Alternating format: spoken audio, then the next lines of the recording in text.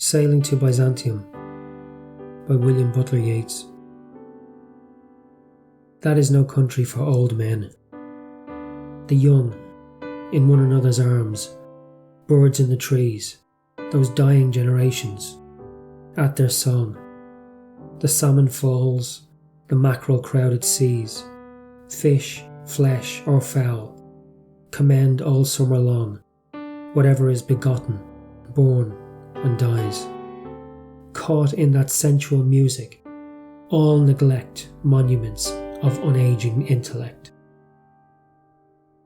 An aged man is but a paltry thing, a tattered coat upon a stick, unless soul clap its hands and sing, and louder sing, for every tatter in its mortal dress. Nor is there singing school, but studying monuments of its own magnificence.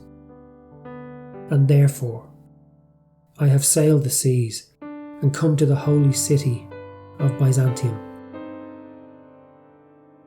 O sages, standing in God's holy fire, as in the gold mosaic of a wall, come from the holy fire, burn in a gyre, and be the singing masters of my soul.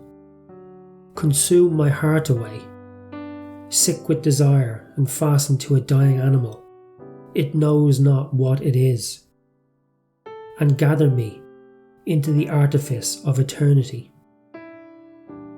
Once out of nature, I shall never take my bodily form from any natural thing, but such a form as Grecian goldsmiths make, of hammered gold and gold enamelling, to keep a drowsy emperor awake, or set upon a golden bough to sing to lords and ladies of Byzantium of what is past, or passing, or to come.